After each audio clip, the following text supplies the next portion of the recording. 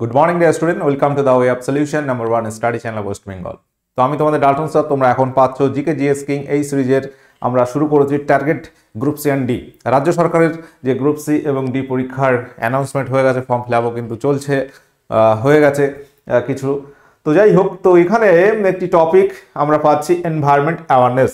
তো নতুন যে সিলেবাস প্রোভাইড করেছে অফিসিয়ালি, সেই সিলেবাসে আমরা একটা জায়গায় কি পেয়েছি, এনভায়রনমেন্ট অ্যাওয়ারনেস, অর্থাৎ পরিবেশ রিলেটেড বিভিন্ন সচেতনতা বিষয় থেকে প্রশ্ন আসতে পারে। এবং এই target group C and D এই যে ব্যাচ, মানে ইউটিউবে আমরা ফ্রি ক্লাস শুরু করেছি, এই জায়গা থেকে আজকে ক্লাস নাম্বার 3। এর আগে একটা ক্লাস তোমরা পেয়েছো ইতিহাস ভূগোল থেকে এমসিকিউ করেছি, আরেকটা ক্লাস যেখানে তোমরা দেখবে ইন্ডিয়ান কনস্টিটিউশন, ভারতের সংবিধান থেকে বেসিক কিছু এমসিকিউ আমি কিন্তু করিয়েছি। তো আজকে আবার পরিবেশ রিলেটেড কিছু আলোচনা আমরা করব। তো তার আগে আমাদের যে ক্লাস রুটিন আছে, ডিসেম্বর মাসে যে ক্লাস রুটিন আছে প্রত্যেকে দেখে নাও। যারা নতুন আছো, আমার ক্লাস সকাল 7:30 থেকে হয় দ্য ওয়ে অফ সলিউশন। আমাদের অনেক ক্লাস হয় রেগুলার, তোমরা দেখতে পাচ্ছ বিভিন্ন চ্যানেলে হয়। TWS একাডেমির চ্যানেল আছে, TWS স্মার্ট বলে চ্যানেল আছে। তো কোন ক্লাস কখন হয় এই রুটিনটা তোমরা পাচ্ছ সম্পূর্ণ ফ্রি লাইভ ক্লাস রুটিন, এবং সমস্ত ক্লাসের নোটিফিকেশন আমাদের টেলিগ্রাম গ্রুপে তুমি পেয়ে যাবে। অনেক সময় প্রচুর ক্লাস নোটিফিকেশন ইস্যু হতে পারে, টেলিগ্রাম কানেক্ট থাকো, the way of solution verified Telegram group আছে। এবং আমরা যে পেড কোর্সগুলো করাচ্ছি TWS একাডেমি অ্যাপে, এই অ্যাপ কোথায় পাচ্ছ? Play store. এবং এখানে আমাদের বেশ কিছু ব্যাচ চলছে, পাশাপাশি নতুন কিছু ব্যাচ শুরু হচ্ছে। তার মধ্যে WBSSC group C group D এর প্র্যাকটিস ব্যাচ, আমাদের ফাউন্ডেশন ব্যাচও কিন্তু আছে। এটা অনলি ফর প্র্যাকটিস, অর্থাৎ এখানে আমরা যে সিলেবাসটা দিয়েছে অফিসিয়াল সিলেবাস, সেই সিলেবাস ভিত্তিক পুরো বিষয় ধরে ধরে চ্যাপ্টার ভিত্তিক প্র্যাকটিস কিন্তু আমরা এখানে করাবো। প্রত্যেকে যারা দেখছো, এখানে দেখো প্রচুর টিচার এখানে আছে, ইনক্লুডিং মি, এখানে আমিও আছি, বা অন্যান্য স্যার কিন্তু প্রচুর আছে, দেখতে পাচ্ছ। এতগুলো টিচার মিলে এই প্র্যাকটিস ব্যাচটা করাবেন, এবং সম্পূর্ণ 1.5 মাসের মধ্যেই যে সম্পূর্ণ সিলেবাসটা আছে কভার করা হবে। ক্লাসের প্রেশারটা একটু বেশি থাকবে, প্রথমে বলে দিলাম। ওকে, চলো। এছাড়া আমাদের আরো অনেক ব্যাচ রয়েছে। SSC জিডি ফাউন্ডেশন, নতুন জিডির জন্য মনে হয় ফর্ম ফিল আপ চলছে। যদি কেউ চাও, 3 মাসের টোটাল সিলেবাস এমনভাবে ডিজাইন করা আছে, তুমি কমপ্লিট সিলেবাস এখানে পেয়ে যাবে। আচ্ছা চলো, তো এখানে এই যে জেনারেল অ্যাওয়ারনেস আমরা বলছিলাম যে নতুন, এটা আমি গ্রুপ সি এর যে সিলেবাস আছে জেনারেল অ্যাওয়ারনেসের, সেই জায়গাটা এখানে রেখেছি। দেখো, গ্রুপ সি পড়লে তোমার গ্রুপ ডি অটোমেটিক হয়ে যাবে। আমি আর গ্রুপ ডি এর সিলেবাস আলাদা করে দেখাচ্ছি না, তোমরা পেয়ে যাবে অফিসিয়াল সাইটে। এখন এনভায়রনমেন্ট সেখানে আছে কি নেই প্রশ্নটা অপ্রাসঙ্গিক। এখানে আমরা গ্রুপ সি ভিত্তিক যদি পড়ি, তুমি গ্রুপ ডি এমনি পেয়ে যাবে, সেখানে ইংলিশটা নেই, তাই তো। এবং এনভায়রনমেন্ট অ্যাওয়ারনেস এই যে জায়গাটা অ্যাড করা হয়েছে, সেই জায়গা থেকে আমরা একটা বেসিক ক্লাস নেব এনভায়রনমেন্টের উপরে। এমসিকিউ প্র্যাকটিস কিন্তু আমরা টোটাল ক্লাস জুড়ে করব। প্রত্যেকে যারা ক্লাসে কানেক্ট হয়েছে শেষ পর্যন্ত দেখতে থাকো। সেশনটি প্রথমে লাইক করে দাও, শেয়ার করে দাও। কোশ্চেন নাম্বার 1, বাস্তুতন্ত্র শব্দটি কে প্রথম ব্যবহার করেন? কোশ্চেন নাম্বার 1 একদম বেসিক কোশ্চেন। আমরা পরিবেশ কাকে বলি? আমরা যেখানে বাস করছি, আশেপাশে যা আছে সব নিয়ে গঠিত হচ্ছে কি পরিবেশ সংক্রান্ত পড়াশোনাকে আমরা বলছি পরিবেশ বিদ্যা, তাই তো। এই পরিবেশের মধ্যে আমরা কি পাচ্ছি? বিভিন্ন বাস্তুতন্ত্র পাচ্ছি। বাস্তুতন্ত্র মানে কি? যেখানে জীব জড় সবাই একে অপরের কি করছে, ইন্টারাকশন করছে, বা জীব বিভিন্ন প্রজাতির সঙ্গে কি করছে, ইন্টারাকশন করছে, মিথস্ক্রিয়া করছে, একে অপরের সাহায্য নিচ্ছে, নিয়ে বেঁচে থাকছে, তাই তো। তো এই হচ্ছে ঘটনা। তো বাস্তুতন্ত্র এর ইংলিশ যেটা অ্যাকচুয়ালি ইকোসিস্টেম, এর বাংলাটা হচ্ছে বাস্তুতন্ত্র। প্রশ্নটা হচ্ছে ইকোসিস্টেম কথাটা কে প্রথম ব্যবহার করেন? বিজ্ঞানী A.G. ট্যান্সলে 1935 দেখবে A.G. ট্যান্সলে একজন বিজ্ঞানী আছেন, তিনি এই বাস্তুতন্ত্র অর্থাৎ ইকোসিস্টেম কথাটি প্রথম ব্যবহার করেন। কথাগুলো একই রকম। তাহলে ইকোসিস্টেম মানে কি স্যার? ইকোসিস্টেম মানে হচ্ছে বাস্তুতন্ত্র।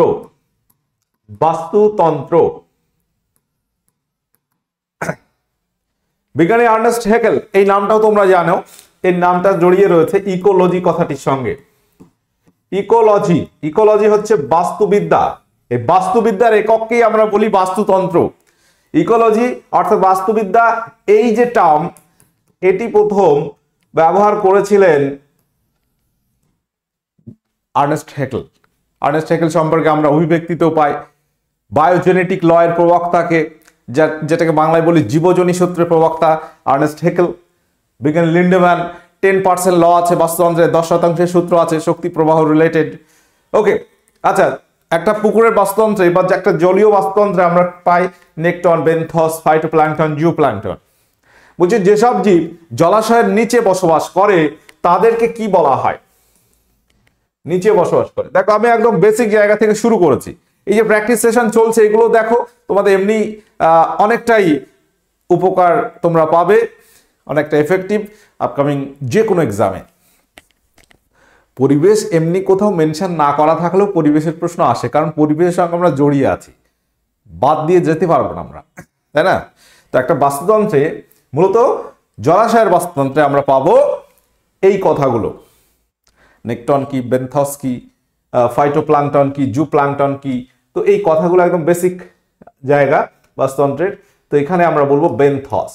বেনথস কাদেরকে বলা হচ্ছে? এক্সাম্পল কি হবে? এক্সাম্পল কি হবে স্যার? স্যার এক্সাম্পল হবে শামুক হতে পারে। তো শামুক জলাশয়ে সাধারণত তারা নিচে বা তলদেশে বসবাস করে। ঝিনুক বলতে পারো, ঝিনুক, শামুক, স্পঞ্জ, প্রবাল, এগুলো কিন্তু বেনথসের এক্সাম্পল হিসেবে আমরা বলতে পারি। তাহলে বেনথস কি? জলাশয়ের তলদেশে যারা বসবাস করে বা নিচে বসবাস করে। নেকটন কি? নেকটন কি আমরা আসবো সব আলোচনা। এই যে ফাইটোপ্ল্যাঙ্কটন কি স্যার বললাম না, আলোচনা করতে করতে টোটাল দেখবে বলা হয়ে গেছে। নেকটন কি? তাহলে নেকটন এক্সাম্পল কি হবে? প্রত্যেকে অ্যান্সার করবে। নেকটন এটাও কিন্তু আমরা জলাশয়ের বাস্তুতন্ত্রে পাবো, এমনি স্থলজ বাস্তুতন্ত্রে পাবো না। টোটাল বাস্তুতন্ত্র যদি আমরা দেখি সেটাকে আমরা জলাশয় এবং স্থল বাস্তুতন্ত্র হিসেবে ভাগ করতে পারি, কারণ পৃথিবীতে 71% জলাশয় আছে আর 29% আছে স্থলভাগ। জলভাগের বাস্তুতন্ত্র, স্থলভাগের বাস্তুতন্ত্র। তো জলভাগের বাস্তুতন্ত্রে আমরা পাবো নেকটন এবং যে সমস্ত জীব জলে সন্তরণশীল। এখন বলতে পারো স্যার সাপ জলে সাঁতার কাটে, জলের উপর দিয়ে যাচ্ছে, বাট এটা কি স্যার নেকটন হবে? বলো তো এক্সাম্পল কি হবে? এক্সাম্পল হবে স্যার মাছ। মাছ জলাশয়ে সাঁতার কাটে, জলাশয়ে সাঁতার কেটে ঘুরে বেড়াচ্ছে। তো মাছ আমরা বলতে পারি বিভিন্ন প্রজাতির মাছ, যে কোনো মাছ, তুমি বলবে আলাদা করে বলার দরকার নেই, যে কোনো মাছ হতে পারে। চিংড়ি, চিংড়ি, চিংড়ি এটাও কিন্তু একটি জলজ প্রাণী আমরা বলতে পারি। এটা কিন্তু অ্যাকচুয়ালি মাছ নয়, আমরা বলি জলজ পোকা, তাই তো? তো চিংড়ি এটাও কিন্তু বলতে পারো জলে সন্তরণশীল জীব, এটাও তোমার নেকটন। আচ্ছা, বলতে পারো তিমি, তিমি কিন্তু স্তন্যপায়ী। হাঙর, বিভিন্ন জলজ প্রাণী আছে তার মধ্যে হাঙর আমরা পাচ্ছি, হাঙরকে তুমি মাছের তালিকাভুক্ত করতে পারো। যাই হোক, তো এইগুলোকে আমরা বলবো স্যার এগুলো হচ্ছে নেকটন।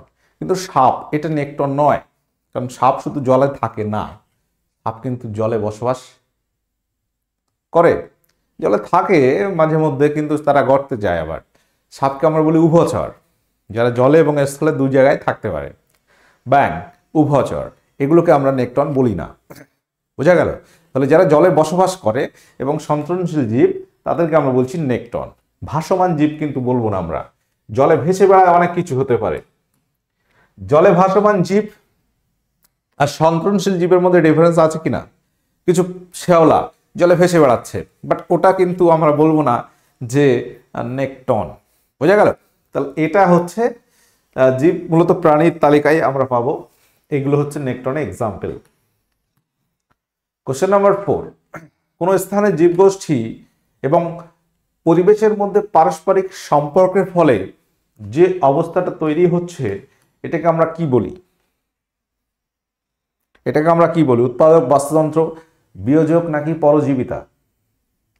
উত্তর হবে এটাকে আমরা বাস্তুতন্ত্র বলছি, ইকোসিস্টেম। আচ্ছা, এখানে একটা কোশ্চেন খুব সিম্পল, যে স্থান ও পরিবেশে এক বা একাধিক জীব প্রজাতি বা প্রাকৃতিক রাসায়নিক পারস্পরিক অবস্থার মধ্যে সুস্থভাবে দেওয়া নেওয়ার ভিত্তিতে বেঁচে থাকে, সেটাকে আমরা কি বলি? প্রাকৃতিক বাসভূমি, হ্যাবিটেট, বায়োস্ফিয়ার, বায়োম, বায়োমাস। উত্তর হবে স্যার প্রাকৃতিক বাসভূমি। বায়োস্ফিয়ার মানে কি? জীব বৈচিত্র্যপূর্ণ এলাকা, যেগুলোকে আমরা বলি বায়োস্ফিয়ার বা জীবমণ্ডল বলতে পারি। বায়োস্ফিয়ার অর্থাৎ জীবমণ্ডল, যেখানে ওভারঅল জীব আছে। ঠিক আছে, জীবমণ্ডল মানে হচ্ছে কি, যেখানে বসবাস করে সেটাকে আমরা বলতে পারি বাসভূমি তার। ঠিক আছে, আর বায়োস্ফিয়ার হচ্ছে জীবমণ্ডল। এটা তোমার হতে পারে, জীবমণ্ডলকে আমরা 3 ভাগে ভাগ করি সাধারণত: বায়ুমণ্ডল, জলমণ্ডল আর অশ্বমণ্ডল। বায়োম হচ্ছে একটা জলবায়ু দ্বারা প্রভাবিত একটা বড় বাস্তুতন্ত্রকে আমরা বলি বায়োম। আর বায়োমাস হচ্ছে কোনো একটা বাস্তুতন্ত্রে অবস্থানরত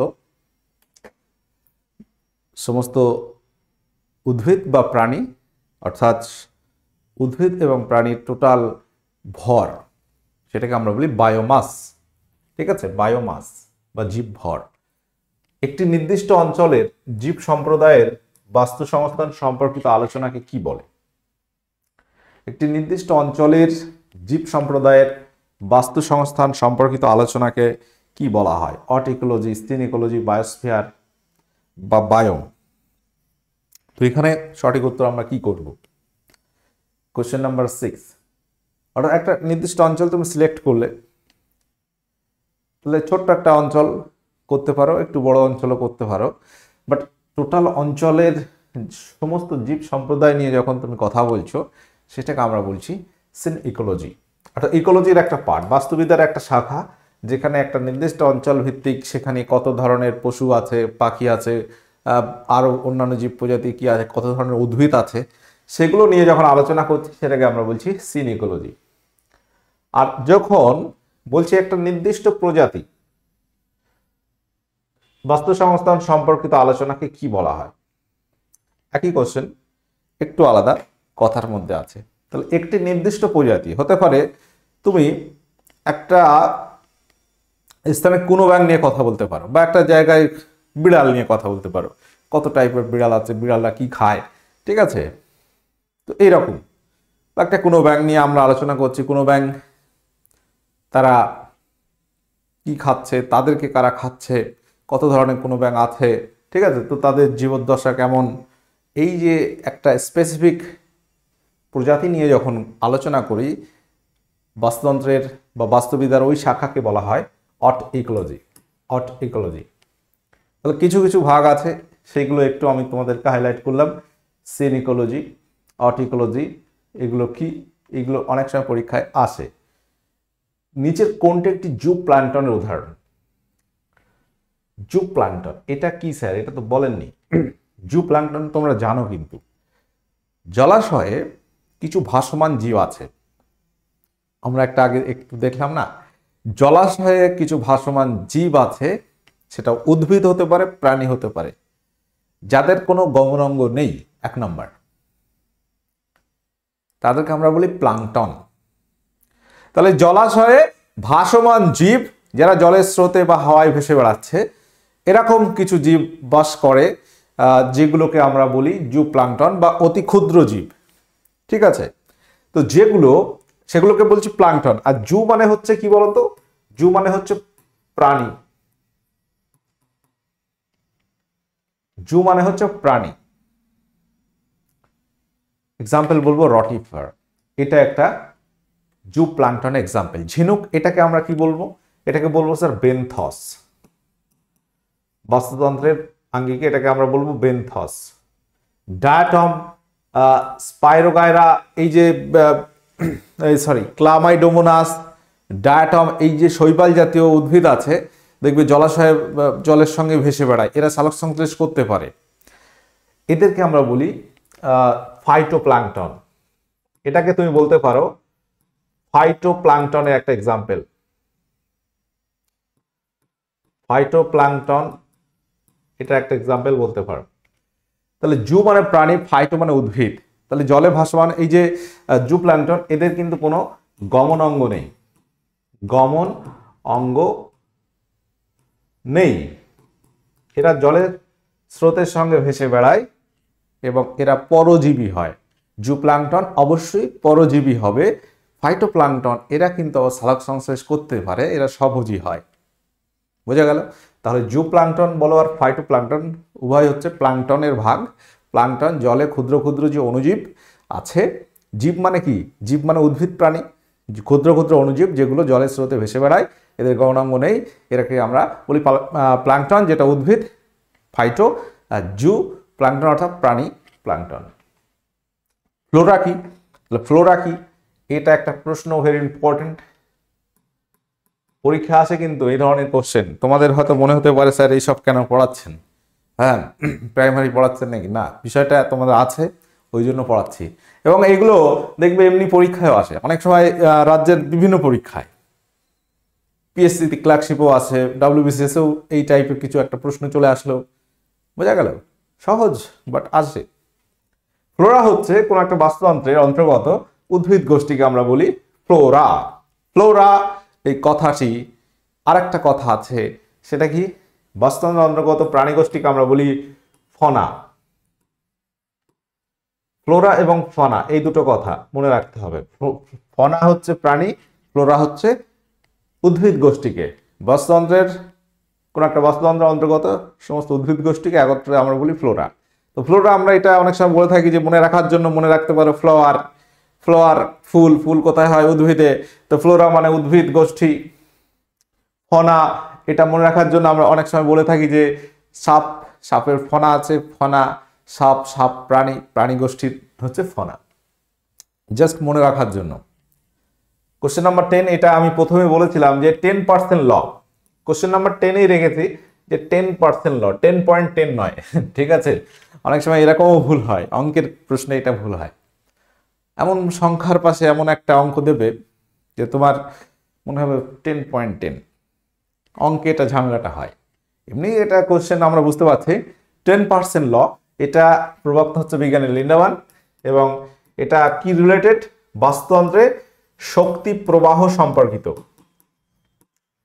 10% লটা কি, বিজ্ঞানী লিন্ডামান বলছেন ধরো বাস্তুতন্ত্রে আমরা পাচ্ছি সজীব উপাদান আর জড় উপাদান। সজীব উপাদানের মধ্যে আমরা পাচ্ছি উৎপাদক, খাদক, বিয়োজক, আর জড় উপাদানে আমরা পাচ্ছি ভৌত উপাদান, অজৈব, জৈব উপাদান। জড়, সজীব উপাদানে উৎপাদক, খাদক, বিয়োজক। উৎপাদক অর্থাৎ সবুজ উদ্ভিদ যারা সালোকসংশ্লেষণ করতে পারে, আর খাদকের মধ্যে আমরা প্রথম শ্রেণী, দ্বিতীয়, তৃতীয়, চতুর্থ এরকম শ্রেণীর খাদক পাবো। কেমন, উৎপাদকদের যারা খায় প্রথম শ্রেণী খাদক, প্রথম শ্রেণী খাদককে যারা খাচ্ছে দ্বিতীয়, দ্বিতীয়কে যারা খাচ্ছে তৃতীয় শ্রেণী, তৃতীয়দের যারা খাচ্ছে খাদ্য হিসেবে তারা চতুর্থ শ্রেণীর খাদক। তো বলছে যে, তিনি বলছে যে ধরো একটা সবুজ উদ্ভিদ, যেটাকে আমরা বলছি প্রডিউসার বা উৎপাদক, এই উৎপাদক সবুজ উদ্ভিদকে খাচ্ছে যে প্রাণী, ধরো ঘাস ফড়িং হোক বা আরো তৃণভোজী প্রাণী আছে, গরু হোক, ছাগল হোক, তো প্রথম শ্রেণীর খাদক যখন খাচ্ছে তারা এই উৎপাদক থেকে কিছুটা শক্তি পাচ্ছে। আচ্ছা, মানুষ কোন শ্রেণী খাদক, মানুষকে আমরা বলছি সর্বভুক, আমরা উদ্ভিদও খাচ্ছি, প্রাণীও খাচ্ছি, তাই তো, মাছ, মাংস ইত্যাদি তো প্রাণী, তাই তো, অর্থাৎ কোনো সিকোয়েন্স নেই, তাই না। তো যেমন বাঘ, তারা তৃণভোজী প্রাণীদেরই খায়, গরু খায়, ছাগল খায়, বা আর অন্যান্য হতে পারে সাধারণত। তো উৎপাদক থেকে যখন প্রথম শ্রেণী খাদক খাদ্য হিসেবে উৎপাদককে গ্রহণ করছে, তারা যে শক্তিটা পাচ্ছে, বলছে উৎপাদক যার সঞ্চিত শক্তি ছিল তার 10% পাচ্ছে। আবার প্রথম শ্রেণী খাদককে যখন দ্বিতীয় শ্রেণী খাদক খাচ্ছে, বলা হচ্ছে এখান থেকে যা শক্তি পেয়েছিল সেগুলো ব্যবহার করার পরে যা থাকে, তো দেখা যাচ্ছে যে এর যে শক্তি পেয়েছিল তার 10% দ্বিতীয় শ্রেণীর খাদক পাচ্ছে। আবার দ্বিতীয় শ্রেণীর খাদককে যখন তৃতীয় শ্রেণীর খাদক খাচ্ছে, বলছে 10% পাচ্ছে। তো এরকম একটা সিকোয়েন্স হিসাব করে তিনি বলেছেন যে প্রত্যেক স্তরে স্তরে এরকম 10% করে সঞ্চালিত হয়, এবং এই যে শক্তি প্রবাহটা কিন্তু একমুখী হয়। তুমি সবুজ উদ্ভিদ খেলে সবুজ উদ্ভিদে শক্তি যাবে না, উদ্ভিদ থেকে আমাদের আছে, আমরা খাদ্য খেলে শক্তি পাচ্ছি, তাই তো। তো এরকম একটা মাছ খেলে মাছ থেকে শক্তিটা আমাদের শরীরে আসছে, বাট মাছের শরীরে কিন্তু যাচ্ছে না। অর্থাৎ সিস্টেমটা কি, সিস্টেমটা হচ্ছে ইউনিডিরেকশনাল, অর্থাৎ একমুখী। এই শক্তি 10% হারে এই প্রবক্তা দিয়েছেন বিজ্ঞানী লিন্ডাম্যান, এটাকে বলা হচ্ছে 10% ল বাস্তুতন্ত্রের 10% ল। কোশ্চেন নাম্বার 11 বলছে যে বিশ্ব অরণ্য দিবস কবে পালিত হয়?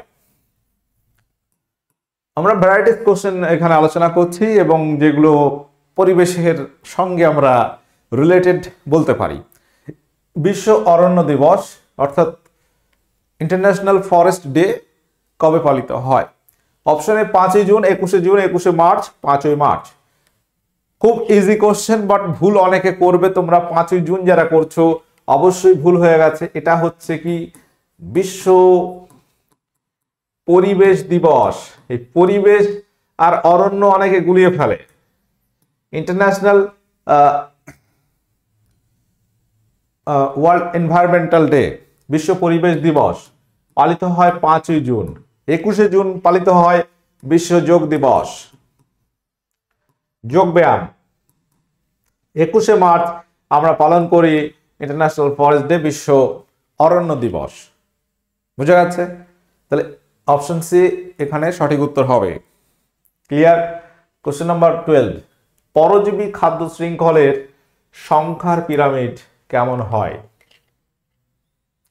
পিরামিড মানে কি স্যার? পিরামিড মানে এরকম একটা ত্রিভুজ তুমি কল্পনা করতে পারো, এবং এরকম যখন 3 ডাইমেনশনাল চিত্রটা আসবে এরকম হবে। মানে ছবিটা দেখে এবার বুঝতে পারছো মিশরের পিরামিড, এটা একটা পিরামিডাল শেপ, 3 ডাইমেনশনাল। আশা করি তোমরা ছবিটা দেখে বুঝতে পারছো।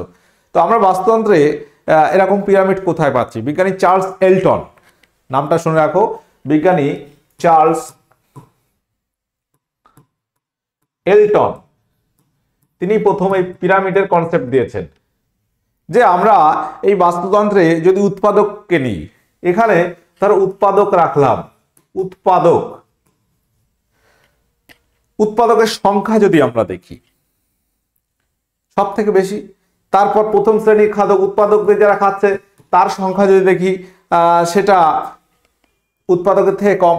আবার তোমার দ্বিতীয় শ্রেণীর খাদকের সংখ্যা আরো কম, তৃতীয় শ্রেণীর খাদকের সংখ্যা আরো কম, চতুর্থ শ্রেণীর খাদকের সংখ্যা আরো কম। তাহলে এই যে সংখ্যা প্রত্যেকটা হ্রাস পাচ্ছে, এটাকে যদি একটা কাল্পনিক রেখা দিয়ে টানা হয়, হ্যাঁ, সেটা একটা পিরামিডের আকৃতি নিচ্ছে। ওই জন্য এই হচ্ছে পিরামিড কনসেপ্ট, বিজ্ঞানী চার্লস এলটন এটা ধারণা দিয়েছেন। এবার এখানে আসছে পরজীবী খাদ্য শৃঙ্খল। আমরা নর্মালি যে পিরামিডের কথা বলি 3 ধরনের পিরামিড, একটা হচ্ছে সংখ্যার পিরামিড, আরেকটা হচ্ছে জীবভর পিরামিড, আর একটা হচ্ছে শক্তির পিরামিড। 10% ল আমরা বলছি উৎপাদক, 10% ল উৎপাদক যে শক্তি অর্জন করছে, ধরো এখানে আমরা শূন্য অ্যাড করছি, একের পরে 4টে শূন্য দিলাম, 5টা শূন্য দিলাম, এ শক্তি পাবে 10%, দুটো শূন্য কেটে দাও, 10% হারে প্রবাহিত হবে 10%। ঠিক আছে? এখান থেকে 100 কাটলে 10 থাকে, এটা এবার কমছে, তাই না? তো 10% হারে হারে সঞ্চারিত হচ্ছে শক্তিটা। তো এই যে ব্যাপারটা একটা পিরামিডের আকৃতি নিচ্ছে। এবার এখানে হচ্ছে পরজীবী খাদ্য শৃঙ্খল। পরজীবী খাদ্য শৃঙ্খল, এটা খাদ্য শৃঙ্খলটা কি তোমরা জানো নিশ্চয়ই। উৎপাদক আর খাদক যে পরপর সম্পর্কটা চলে আসছে একটা চেন আকারে, তাই না? একটা ঘাস ফড়িং ঘাস খাচ্ছে, ঘাস ফড়িং খাচ্ছে ঘাস, উৎপাদক প্রথম শ্রেণী খাদক, ঘাস ফড়িং খাচ্ছে ব্যাঙ, ব্যাঙে খাচ্ছে সাপ, সাপকে খাচ্ছে ময়ূর। এই যে একটা চেন হচ্ছে, এটাকে বলছি ফুড চেন বা খাদ্য শৃঙ্খল। এই খাদ্য শৃঙ্খল সংখ্যার পিরামিড। পরজীবী খাদ্য শৃঙ্খল হচ্ছে শুকর, শুকরের শরীরে আছে ফিতাকৃমি, ফিতাকৃমি শুকরের শরীরে বাস করছে এবং অনেক কি করছে, শুকর ধরো গাছপালা খাচ্ছে, গাছপালা থেকে শুকর, শুকর থেকে ফিতাকৃমি। এই যে সংখ্যা, যখন এরকম পরজীবী প্যারাসাইটে আমরা চলে যাচ্ছি, দেখা যাচ্ছে প্যারাসাইটের সংখ্যা তো কোটি কোটি, তাই না? এটা একমাত্র ব্যতিক্রম, এটাকে আমরা বলছি উল্টানো। এই পিরামিডটা একমাত্র উল্টানো হয়। সংখ্যার পিরামিড দুটো হয়, বিভিন্ন খাদ্য শৃঙ্খল স্বাভাবিক যেগুলো হয়, উৎপাদক প্রথম শ্রেণী খাদক সংখ্যা কমছে, এটা আমরা স্বাভাবিক বলতে পারি। বাট প্যারাসাইটিক ফুড চেইন যেটা আসছে, পরজীবীতে যখন আমরা কথা বলছি ফিতাকৃমি, সেটা কোটি কোটি ফিতাকৃমি ধরো শুকরের শরীরে আছে এবং সেটা শুকরের দেহ থেকে খাদ্যটা তারা নিচ্ছে। বুঝাতে পারছি? তোমরা একটু চিন্তা করলেই বুঝতে পারবে। যদি পৃথিবীর সকল সবুজ উদ্ভিদ ধ্বংস হয়ে যেত তাহলে কি হতো? সবুজ উদ্ভিদ যদি ধ্বংস হয়ে যায়, মানে নেই, তাহলে কি হবে? সবাই মারা যাবে। তো কেবল খাদক মারা যাবে এরকম নয়, কেবল প্রাণী না, কেবল উদ্ভিদ নয়, বাস্তুতন্ত্রের শক্তি প্রবাহটাই টোটালটা এন্ড হয়ে যেত। এই শক্তি প্রবাহ না থাকলে সবাই তো অটোমেটিক্যালি শক্তিহীন হয়ে গেলে কি মারা যাবে। কোশ্চেন নাম্বার 14, নিচের কোন বাস্তুতন্ত্রের নেকটন পাওয়া যাবে না? নেকটন কোথায় আমরা পাবো না? দেখো কোশ্চেন হয়তো কম হলেও আমি অনেক যে ডিসকাস করছি এগুলোও কাজে লাগবে তোমাদের পরীক্ষায়। যে সব হুবহু কোশ্চেন কমন আসবে এরকম নয়, এই যে ডিসকাশন হচ্ছে এটা কিন্তু অনেকটা জরুরি আছে। তোমরা যারা ক্লাস করেছো আমার বা আমাদের, তোমরা কিন্তু পরীক্ষায় গিয়ে বুঝতে পারো বিষয়টা কি হচ্ছে। তৃণভূমি, নেকটন আমরা বলছি যে জলভাগের বাস্তুতন্ত্রে পাচ্ছি, তাহলে জলভাগ নেকটন মানে মাছ, মাছ আমরা তৃণভূমিতে পাবো না। কোশ্চেন নাম্বার 15 বলা হচ্ছে পৃথিবীর সবচেয়ে বড় বাস্তুতন্ত্র কোনটি? বিগেস্ট ইকোসিস্টেম কাকে আমরা ধরি? সব থেকে বড় বাস্তুতন্ত্র হচ্ছে জলমণ্ডল বা বায়ুমণ্ডল। পৃথিবীতে জলভাগটাই বেশি, বায়ুমণ্ডল হচ্ছে জলমণ্ডল। জলভাগ কত বললাম? 71%। পৃথিবীতে 71% হচ্ছে জলভাগ, আর বাদ বাকিটা আমরা বলতে পারি 29% স্থলভাগ। বাস্তুতন্ত্রের জড় উপাদান কি কি? তো আমরা বাস্তুতন্ত্র বা পরিবেশের একদম বেসিক জায়গাগুলো আলোচনা করছি, এখানে খুব জটিল কিছু আলোচনা আমি কিন্তু যাইনি। বাস্তুতন্ত্রের জড় উপাদান আমরা বলতে পারি অজৈব উপাদান। স্যার অজৈব উপাদান কি হবে? Sir oxygen, nitrogen, carbon die oxide. ঠিক আছে, কার্বন ডাই অক্সাইড কার্বন ঘটিত, তবুও এটাকে আমরা অজৈব ধরি। আচ্ছা, পাশাপাশি তুমি বলতে পারো বিভিন্ন গ্যাস হতে পারে, সালফার ডাই অক্সাইড, এরকম অনেক বিভিন্ন গ্যাস ছাড়াও আমরা বলতে পারি লোহা, ক্যালসিয়াম, যেগুলো কার্বনবিহীন সেগুলোকে অজৈব বলি আমরা। কিছু ব্যতিক্রম আছে, যেমন কার্বন ডাই অক্সাইড কার্বন ঘটিত বাট অজৈব। জৈব উপাদান আমরা জৈব বিভিন্ন গাছপালা বা জৈব যেগুলো আছে, গাছপালা বাস্তুতন্ত্রের জড় উপাদান নয়, মিস্টেক হলো, এটা হচ্ছে কার্বন ঘটিত, যেগুলো উদ্ভিদ বা প্রাণীদের পচা দেহ, মরা দেহ, সেগুলোকে আমরা জৈব উপাদান বলতে পারি। ভৌত উপাদান হচ্ছে আলো, বাতাস, তাপমাত্রা, এইগুলো সবগুলো আমরা বলতে পারি। আচ্ছা, কোন বাস্তুতন্ত্রের অন্তর্গত জীবের পরিমাণ বা সর্বমোট সংখ্যা বা মোট ভর? অনেক সময় আমরা বায়োমাস মানে জীব ভর বলি, যে যেগুলো মানে সজীব, উদ্ভিদ হোক প্রাণী হোক, সজীব তাদের মোট ভরটাকে বায়োমাস বলি। তো বায়োমাস অনেক সময় এই যে ভর তো মাপা সম্ভব নয়, তো এটাকে সংখ্যা দিয়ে অনেক সময় মেনশন করা হয়, যে টোটাল সংখ্যাটাকে আমরা বায়োমাস বলতে পারি, বা এটাকে আমরা পপুলেশনও বলতে পারি। ওভারঅল বায়োমাস এখানে আমরা অ্যান্সারটা নেব। মোট সংখ্যা বা মোট ভরকে আমরা বলতে পারি বায়োমাস। বাস্তুতন্ত্রের শক্তি প্রবাহ কিরূপ হয়? এটা আমরা অলরেডি বলেছি। বাস্তুতন্ত্রের শক্তি প্রবাহটা আমরা বলেছি ইউনিডিরেকশনাল, অর্থাৎ একমুখী হবে। উৎপাদক, প্রডিউসার, উৎপাদক থেকে প্রথম শ্রেণীর খাদক, ফার্স্ট কনজিউমার, ঠিক আছে, প্রাইমারি কনজিউমার বলা হয়। প্রথম শ্রেণীর খাদক ইংলিশে আমরা বলি প্রাইমারি কনজিউমার, দ্বিতীয় শ্রেণীর খাদককে বলি সেকেন্ডারি কনজিউমার, তৃতীয় শ্রেণীর খাদক টারশিয়ারি কনজিউমার, চতুর্থ শ্রেণীর খাদককে আমরা ফাইনাল কনজিউমার বা কোয়াটারনারি কনজিউমার বলে থাকি। ইংলিশটা একটু, তাহলে এইভাবে যে 10% করে যাচ্ছে, ঠিক আছে, এটা অবশ্যই একমুখী হয়। খাদ্য শৃঙ্খলের উপাদান কি?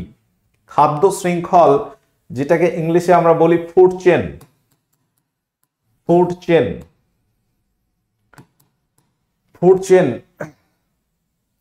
খাদ্য কে কাকে খাচ্ছে, এইভাবে যে সিস্টেমটা তৈরি হচ্ছে, উৎপাদক প্রথম শ্রেণী খাদক, দ্বিতীয় শ্রেণী খাদক, তৃতীয় চতুর্থ শ্রেণী খাদক যখন মারা যাচ্ছে সেটাকে খাচ্ছে বিয়োজক, তাই তো, সেটা আবার পরিবেশে ফিরিয়ে দিচ্ছে। এইভাবে সার্কেলটা চলছে এবং এটাকে আমরা বলবো উপাদান সবগুলি।